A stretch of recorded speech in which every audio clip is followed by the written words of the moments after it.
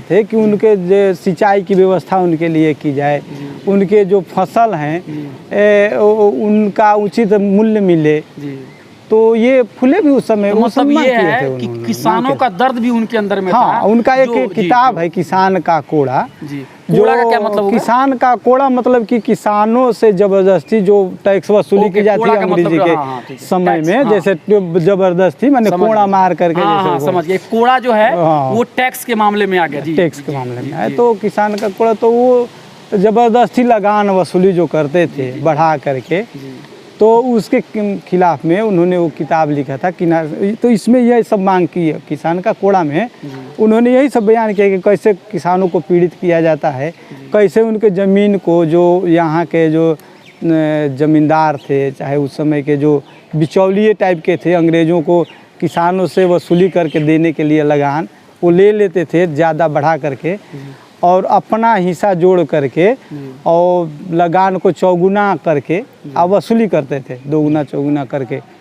तो उस पर उन्होंने कहा है कि कैसे कि उस किसान का कोड़ा में उन्होंने वर्णन किया है कि कैसे एक किसान को जो दिन रात मेहनत करता है, उसके कपड़े नहीं हैं, ढंग का खाना नहीं है, न रहने का घर है, फिर भी वो दिन रात मेहनत करता है, या जब फसल तैयार हो जाती है तो कोई और लेके तो उसका फसल जो है वो लगान वसूली के नाम पर ले करके चले जाते हैं लोग।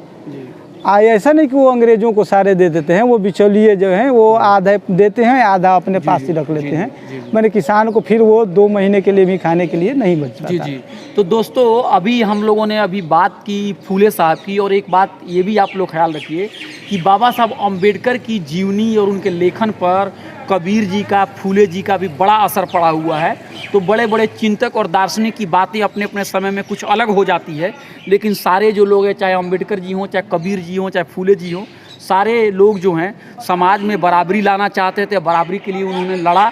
एक चीज़ ये बताइए, हम लोग जो बिहार वहार से आते हैं, तो अब मैं तो ये नहीं कह सकता हमेशा के लिए, लेकिन आपके लाइफ में और मेरे लाइफ में तो ऑलमोस्ट हम लोग 2-4 साल आगे पीछे के ही होंगे।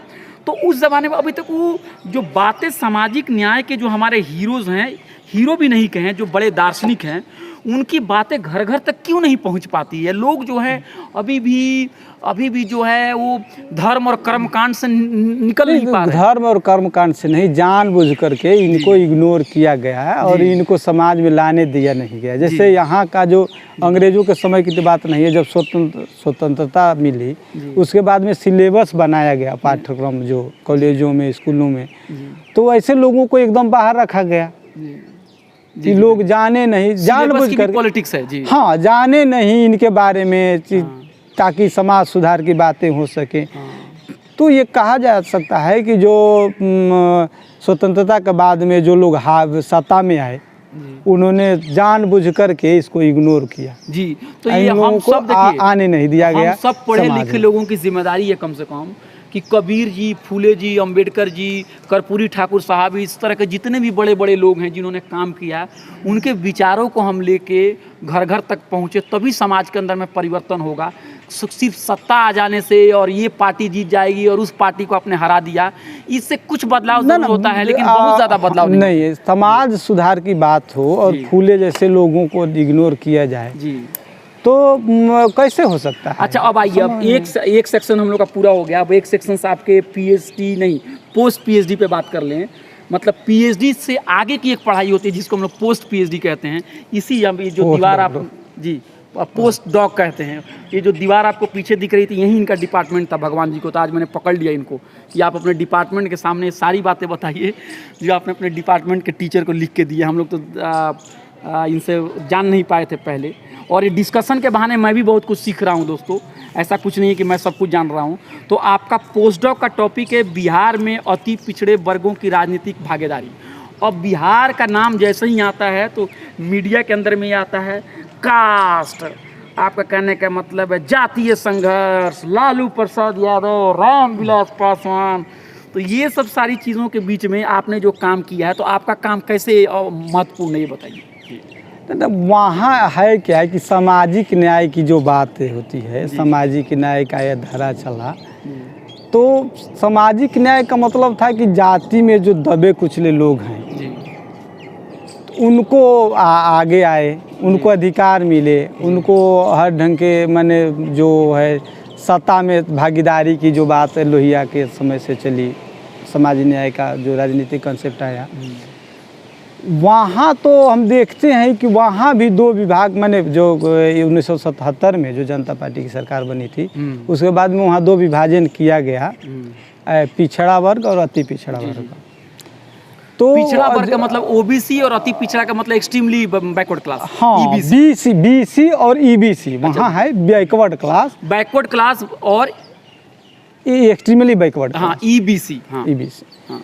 तो वहाँ देखते हैं हम क्या कि जो सामाजिक न्याय का जो एक कहिए कि आई सरकार जी 90 के 10 महीने बाद में जो लालू यादव के समय में कहा जाता है सामाजिक न्याय की सरकार, तो उसमें हम देखते हैं क्या कि एक जो मैंने स्वतंत्रता के बाद से ही, जैसे उसके पहले हम देखते हैं एक त्रिवेणी संघ, त्रिवेणी संघ का बहुत बड़ा आता है, वहाँ आंदोलन हुआ था बैकवर्डों का। तो लेकिन वहाँ त्रिवेणी संघ बनाया गया, तो त्रिवेणी संघ का जो जातीय समीकरण देखा जाए तो यादव कोयरी कुर्मी, ये त्रिवेणी संघ माने वो कोयरी कुर्मी, हाँ। ये त्रिवेणी संघ का जैसे लगता है। और वो उनका जो एक नगर पालिका चुनाव हुआ था, हाँ। उसमें ये लोग अपना कैंडिडेट दिए थे, हाँ। तो उसमें ये तीन जातियां ही प्रमुख थी, हावी थी। हाँ। खैर उस समय माने हो सकता है दूसरे लोग ना हो उस ढंग के, जागरूक ना हो, शिक्षित ना हो, लेकिन ये ट्रेंड हमको सोचने के लिए बाध्य करता है, त्रिवेणी संघ तक ले जाता है, जब हम देखते हैं कि जो सामाजिक न्याय की सरकारें जो बनी वो भी इन्हीं पर अटकी रह गई। अच्छा, जो सशक्तिकरण जो हुआ सामाजिक न्याय, हमारे दिमाग से बातें उड़ रही है, तो त्रिवेणी संघ कब उसका फॉर्मेशन हो रहा है? त्रिवेणी संघ का पहले स्वतंत्रता का बहुत पहले मैंने आज़ादी से पहले, आज़ादी से पहले, तो मतलब आज़ादी से पहले ये जो जब नगर पालिका चुनाव होने लगा अंग्रेजों के समय में, उस समय ही भागीदारी का सवाल उठा वहाँ। तो मैंने आप तो जैसे कॉलोनियल टाइम में, हाँ, हाँ, जब रिप्रेजेंटेशन का सवाल हुआ, हाँ, जब आपको लोकल लेवल पे जब इलेक्शंस होने शुरू हो गए, हाँ, तो उस जमाने में त्रिवेणी संघ बना, हाँ, और उसमें जो डोमिनेंट कास्ट जो थे ओबीसी और ईबीसी के, जो भी कहिए, ओबीसी के जो यादव थे, कोयरी थे और कुर्मी थे, इन लोगों ने गठजोड़ बनाया। और वो इन लोगों ने नहीं बनाया, उस समय हम देखते हैं कि उनका जो कैंडिडेट रहा, जो नगर पालिका चुनाव लड़ा था, तो तीनों जातियों का ही कैंडिडेट मैंने उसमें दिखाई देता है। कैंडिडेट ज्यादा इन्हीं के आते थे? ना, ज्यादा नहीं, वही थे ही, मैंने एक दो अपवाद छोड़ दिया जाए तो उस समय सवाल उस पर नहीं उठाते। लेकिन जब हम देखते हैं कि जो सामाजिक न्याय की सरकार बनी, चाहे स्वतंत्रता के बाद में जो सत्ता का जो भागीदारी का हुआ, तो उसमें यही तीन जातियाँ सत्ता में आती हैं और बनिया। तो जो ओबीसी के जो हैं, यही तीन माने जातियाँ प्रभावी रूप से आगे बढ़ती हैं। जो 90 में जो होता है सत्ता, तो वो वहीं सब सत्ता में भागीदारी उनकी ही होती है। ये और दूसरी जो जातियाँ हैं वो बहुत बड़ी संख्या है, लेकिन वो इग्नोर कर दी जाती हैं और उनका सत्ता में भागीदारी आज भी नहीं है, आज भी उनकी हालत वही है। लेकिन जैसे पहले जो, जैसे हम देखते हैं कि स्वतंत्रता के समय कहा जाता है कि अपर कास्ट का वर्चस्व था, तो आज बैकवर्ड की जो राजनीति है, बैकवर्ड में तो 4 जातियों का वर्चस्व है, यादव, कोयरी, कुर्मी और बनिया।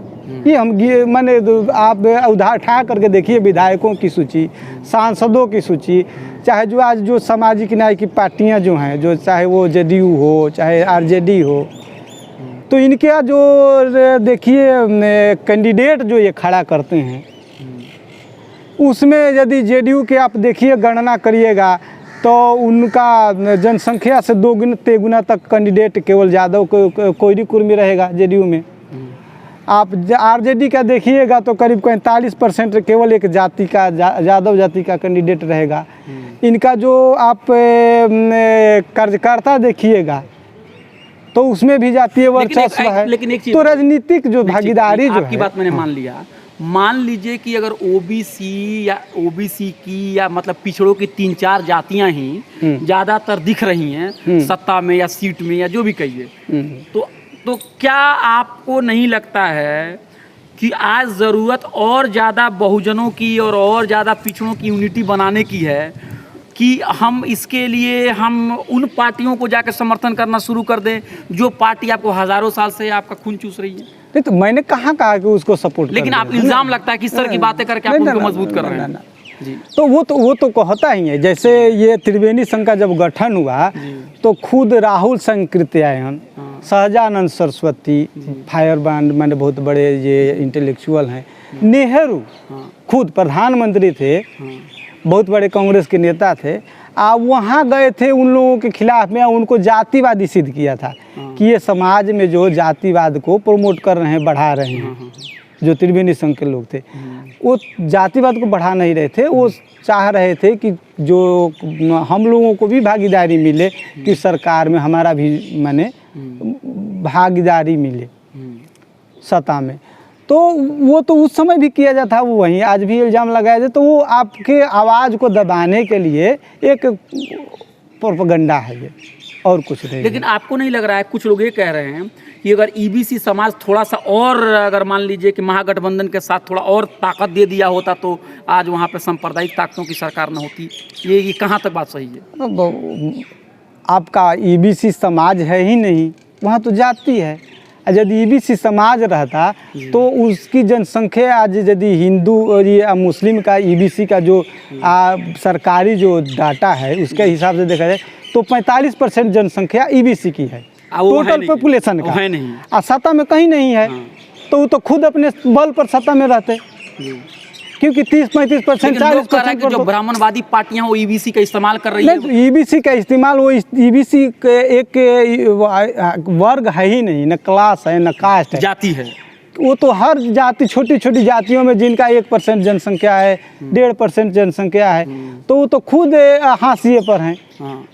तो उनको जहाँ कुछ लगता है जिधर उनको कुछ मिलेगा व्यक्तिगत फायदा, उधर वो तो आपके कहने का मतलब है कि चीज़ों को बदलना होगा तो स्ट्रक्चरली बदलना पड़ेगा। एक आदमी के ऊपर इल्ज़ाम नहीं कि आप ऐसे ही कह करके कि कोई आवाज़ यदि उठा रहा है, भागीदारी की मांग कर रहा है, चाहे आपकी जो मोनोपोली है उस पर इल्ज़ाम लगा रहा है, उस पर आवाज़ उठा रहा है, तो उसको दबाने के लिए आप ये मत कहिए कि वो फासिस्टों का सपोर्टर है, चाहे कहीं का है। यादव लोगों इसका मतलब ये नहीं हुआ। कुछ लोग ये कह रहा है कि बार बार ये कहा जाता है कि यादव लोगों ने ये जॉब ले लिया, ये एमपी बन गए, एक एमएलए बन गए। लोग कह रहे हैं कि आज भी आप देखेंगे तो गांव का यादव जो लोग इतनी बुरी हालत में हैं। कोई ये नहीं कहता है कि अपर कास्ट के लोग कितनी यूनिवर्सिटीज़ में हैं, कोई ये नहीं कहता है कि ऊंची जाति के लोग कितने मीडिया में, सिविल सोसाइटी में हर जगह कब्जियाए हुए हैं। वो क्या होता है, ब्राह्मणवादी पार्टियों की बातें सुन के हमारा पिछड़ा वर्ग का, अति पिछड़ा वर्ग का बातें भी वही बातें कह रहा है। ये कहाँ तक सही है? ये देखिए, ये कहा जाता है ना कि जैसे परिवार में जो है, जैसे परिवार जो गरीब परिवार है उसमें मात्र 2 रोटी हो और 10 परिवार हो तो 2 रोटियां ही 10 परिवार बांट करके खाता है, टुकड़ा ही। ये नहीं होता, ये नहीं कहा जाता कि 2 रोटियां हैं या 10 परिवार है तो 1-2 रोटी खा ले और बाकी लोग भूखे रह जाए, ये नहीं कहा जाता। तो आपके पास जो भी संसाधन है उसमें यदि हम आप भाई मानते हैं, अपना परिवार मानते हैं, तो उसका बंटवारा कैसे नहीं किया? ये बात आपकी बिल्कुल सही है। आपने कहा कि अगर हमारे पास संसाधन कम है फिर भी हम लोगों को, जो कि मान लीजिए जो बहुजन समाज से आते हैं, जो अपने आप को फूले और अंबेडकर की परंपरा को लेके आगे बढ़ाने की बात, उनके बीच में एक इंसाफ होना चाहिए ना। आपको कौन रोक रहा है? आप तो राजनीतिक पार्टी हैं, आपको कौन कह रहा है कि ईबीसी के लोगों को प्रमोट मत करिए, उनको कार्यकर्ता मत बनाइए, उनको कार्यकर्ता के रूप में कोई पद मत दीजिए, आगे मत बढ़ाइए, उनको MP MLA के टिकट क्यों नहीं देते? आप तो उसको देखते हैं कि वो अपना जाति वहाँ आ जाता है। आपने कहा था तो आपने थोड़ी देर पहले बात कही थी कि ब्राह्मणवाद जो है वो कोई ऐसा कुछ उसका सर और पूंछ नहीं होता, एक टेंडेंसी है कि जो धन बाप के पास है, जो सत्ता बाप के पास है, वही सत्ता वो क्या करता है, पुत्र को दे देगा। वही ब्राह्मणवाद का एक रूप है। हाँ, वो मैंने जो हमारे पास है वो मेरे पुत्र को प्राप्त हो, चाहे वो अयोग्य ही क्यों ना हो। हाँ, वो बनी रहे। तो यही तो तो ब्राह्मणवाद का तो मतलब इस तरह की चीजें भी मतलब कमजोर कर रही है सब सामाजिक न्याय की।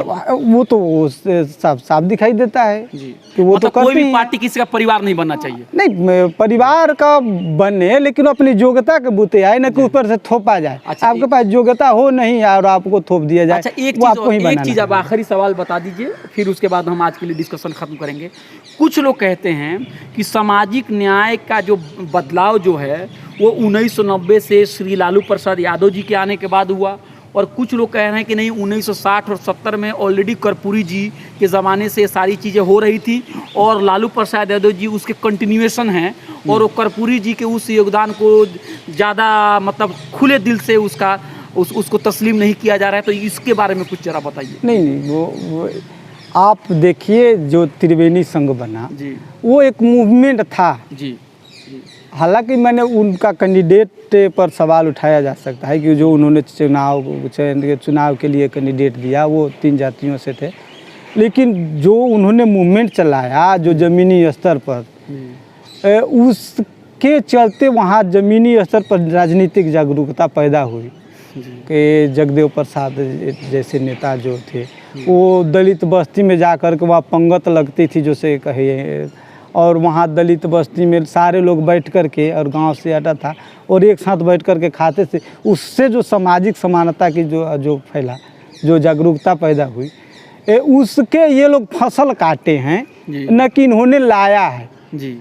उसको इन्होंने क्या किया कि जाति तक जोड़ दिया, परिवार तक जोड़ दिया, उस मूवमेंट को इन्होंने तोड़ा है, आगे क्या अवरुद्ध किया। आगे क्या किया जाए बताइए, मतलब अब क्या किया जाए कि वो 2-3 सलाह दीजिए। हम लोग की बात तो कोई सुनता नहीं है, लेकिन अगर कोई सुन रहा हो। वो मूवमेंट का जो है कि आप जो भागीदारी की बात है वो सब कुछ जान रहा है कि भागीदारी किस ढंग से हो, सबकी भागीदारी हो, सारे लोगों को अधिकार मिले, और जो सत्ता में भागीदारी की बात है कि सबका रिप्रेजेंटेशन हो, ऐसी व्यवस्था की जाए और रोटी जो भले दो हो, हाँ, लेकिन सबको बांट करके खाना चाहिए, और उस रोटी को बढ़ाने की भी कोशिश हो, बढ़ाने की कोशिश तो हो ही, और जो हो उसमें बांट करके खाना चाहिए। ये नहीं कि हमारे पास पूरा हो जाएगा, हम पूरा माने ज़्यादा होगा तब आपको मिलेगा, नहीं वो ज़्यादा का दिन कभी नहीं आता। ज़्यादा का दिन कभी नहीं आता। अच्छा, मैंने वो आएगा कि नहीं, लेकिन ये जो सोच है कि सारा कुछ संसाधन जो है वो एक उदाहरण दिया जाता नहीं कि जो